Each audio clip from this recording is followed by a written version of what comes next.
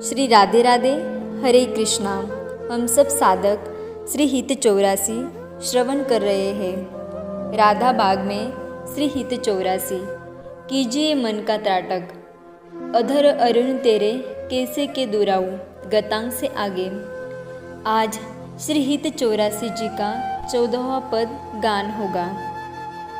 अधर अरुण तेरे कैसे के दुराऊ, अधर अरुण तेरे कैसे के दुराऊ। रवि शशि शंक भजन किए अपुवस, अद्भुत रंगनी कुसुम बनाऊ। शुभ कौसेय कसिव कौस्तुभ मणि, पंकज सुत नीले अंगनि लुपाऊ। हर्षित इंदु तजद जैसे जलधर, सोभ्रम ढूंढ कहाँ हो पाऊँ। अम्बुद दम्ब कछु नहीं व्यापत, हिम कर तपे ताहि कैस के बुझाऊँ। श्रीहित हरिवंश रसिक नवरंग पिय, भ्रुकुटी बोह तेरे खंजन लड़ाऊ। अधर अरुण तेरे कैसे के दुराऊ। ध्यान। श्री वृंदावन की शोभा आज अनुपम है। ये वो श्रीवन है जो क्षण क्षण में बदलता रहता है। इसकी शोभा नित नूतन है। जितनी बार देखा जाए ये श्रीवन नया लगता है। इसकी भूमि मणियों से खचित है। इसके वृक्ष नव पल्लवों से सुशोभित रहते हैं। यहाँ दो ही ऋतुएं का स्थायी वास है, शरद या वसंत।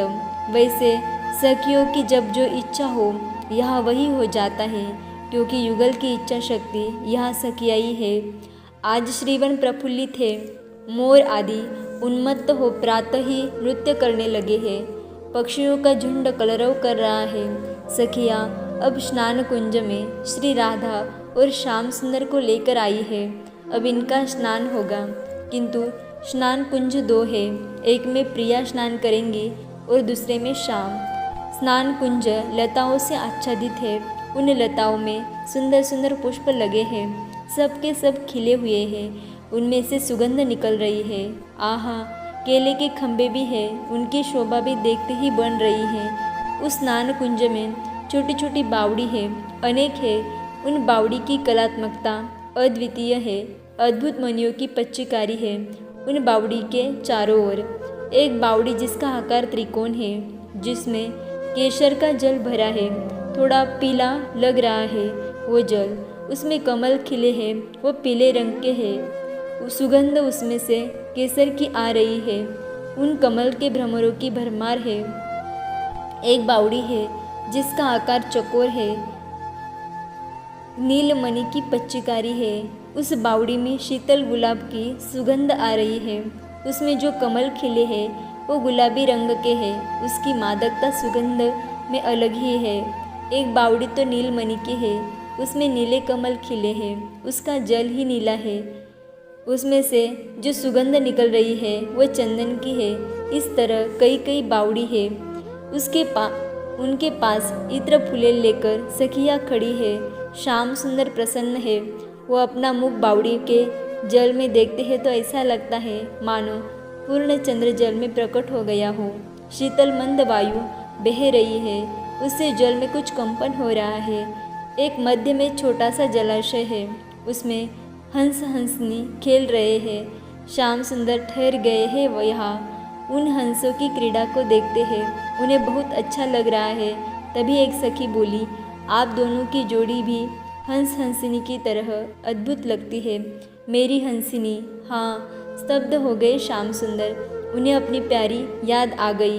हृदय एकाएक व्याकुल हो उठा। कहाँ है मेरी राधा? दौड़ पड़े। हाँ राधा, हाँ राधा कहते हुए बाहर गए तो सामने एक और स्नान कुंज है, जिसके भीतर श्री राधिका जी गई है। ये भीतर जाने लगे तो हित सखी ने इन्हें रोक दिया। आप नहीं जा सकते। क्यों? श्याम सुंदर ने नम्र होकर पूछा। क्योंकि पुरुष का प्रवेश नहीं है भीतर। सखी ने भी तुनक कर कह दिया।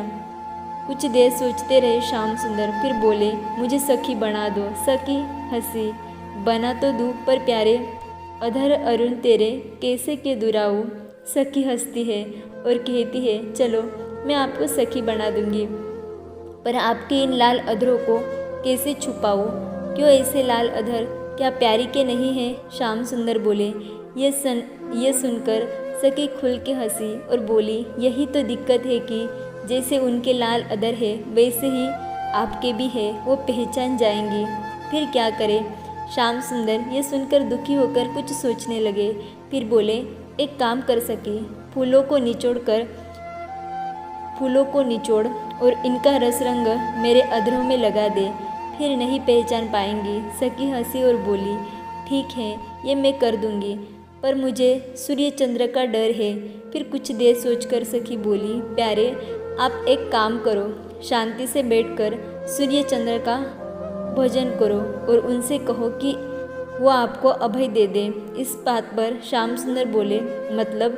सखी बोली, सूर्य का ताप यानी प्रिया के विरह का ताप, उससे आपके अधर सूख जाएंगे और बाहर से किया गया रंग मिट जाएगा। चंद्र का ताप यानी मिलन, जब आप अपनी प्रिया से मिलोगे तब अमृतमय प्रिया के अधर का स्पर्श पाते ही आपके नकली अधर का रंग उड़ जाएगा। प्यारे, प्रिया जी समझ जाएंगे। श्याम सुंदर ये तर्क सुनकर फिर मौन हो गए। चलो, आपके वक्ष में पड़ी ये कौस्तुभ मणि भी छुपा दूंगी, किंतु आपका जो श्याम अंग है उसे कैसे छुपाऊँ? सखी फिर थोड़ी देर सोचकर बोली, हाँ, उसे भी छिपाया जा सकता है। सोच रही हूँ पराग का लेपन कर दूंगी आपके अंग में। पर प्यारे, जब आपके मन में प्रिया से मिलने की भावना उदित होगी और आप मिलने जाएंगे, तब आपके मन को रोमांच होगा। उस मन के रोमांच में यह बाहर से लगाया गया लेप धुल जाएगा, बह जाएगा और आपका श्याम रंग सामने आ जाएगा। तो मन को स्थिर कर दो, श्याम सुंदर ने सखी से कहा। सखी बहुत हंसी, ठहाका लगाकर हंसी। ये तो और कठिन काम है, क्योंकि अभी आपके मन को स्थिर कर भी दिया जाए, किंतु जब प्यारे आपके पास आएंगे तब तो मन स्थिर रह ही नहीं सकता।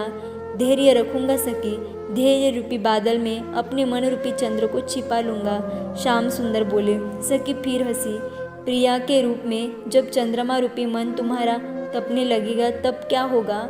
सखी बोली, प्यारे, सबके ताप को चंद्रमा दूर करता है, पर यहाँ तो चंद्रमा ही तपने लगे तो उसे कैसे शीतल करूँ? यह तो असंभव है।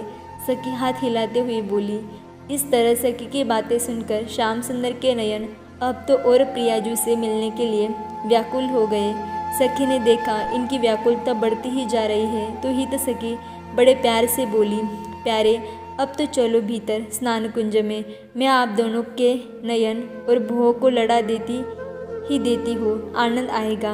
और पक्का कहती हूँ, हार जाएंगे तुम्हारे नयन प्यारी के नयनों से। इतना कहकर वो सखी श्याम सुंदर के हाथों को पकड़कर स्नान कुंज में मत्त गति से चल दी थी। अधर अरुण तेरे कैसे के दुराऊ, आगे की चर्चा हम कल श्रवण करेंगे। तब तक के लिए राधे राधे, हरे कृष्णा।